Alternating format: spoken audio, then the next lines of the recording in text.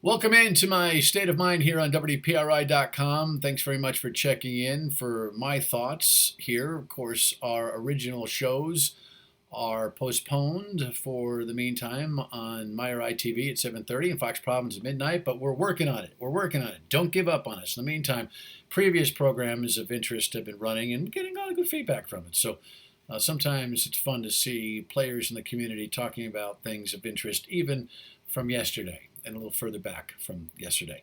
In the meantime, the president today went back on his idea that he wants to shut down the coronavirus task force, which is good. You know, follow the bouncing ball with Donald Trump. It's always bouncing, no doubt. But I think America, especially amidst this movement toward opening, is leaning on doctors Fauci and Birx for the right kind of data. Now, these models that had 60 or 70,000 deaths up until August have been blown away by a doubling of such. We don't know. They're just models.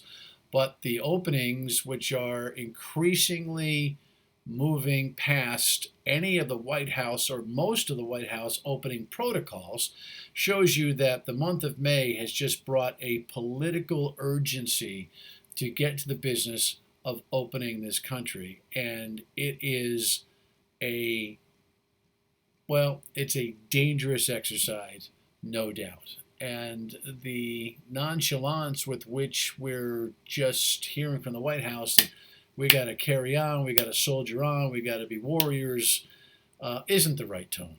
Look, we need to open up. We need to move the economy. It has too many ramifications.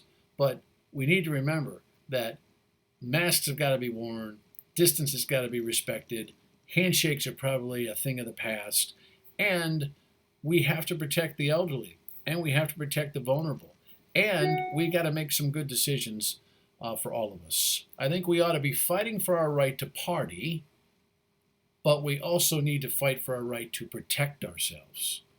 And that's going to be a little bit of a dance. Stay tuned for that. In the meantime, the governor today in her daily briefing offered some really interesting projections on testing. It was a pretty impressive presentation on her part, at least in terms of her goals for testing. We are near 3,000 tests a day right now. She has a goal of getting to 5 and then 10,000 tests per day in July, and then by September, 20,000 tests per day.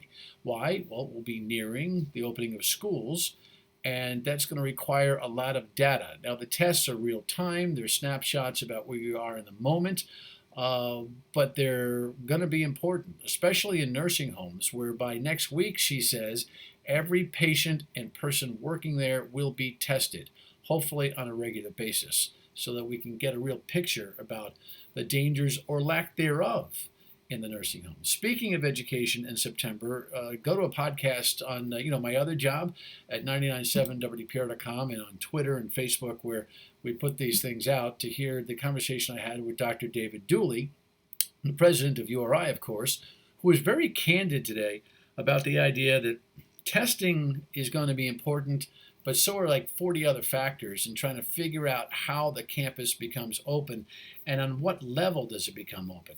You know, URI has international students and New Jersey students. I'm a Jersey guy. You know, New York students. Students come from all over, Massachusetts, right?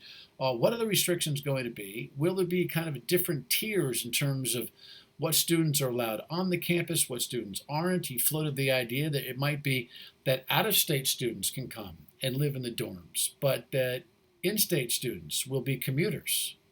Nothing is set in stone, but as he went through all of the considerations, he said that it was important for him to be transparent about not exactly knowing what the decision is going to be, and that the timetable for that decision probably wouldn't happen until July. So, unlike other colleges and administrations for those colleges that had been hustling in deposits to secure students, talking about being open in the fall, the URI president is taking a tack to say, not sure, doing everything we can, and there's a whole lot to think about. In the meantime, just one more time, I will suggest that the normalcy of government and media still not where it needs to be by any stretch. There have been some attempts, I guess, by journalists on both the broadcast and print side to start requesting to Governor Raimondo through her press secretary that when we open, can they please come and ask some questions live, as opposed to this farce where questions are shoved in online. And if there's a follow up or for clarification, well, you're out of luck because we're social distancing from the media.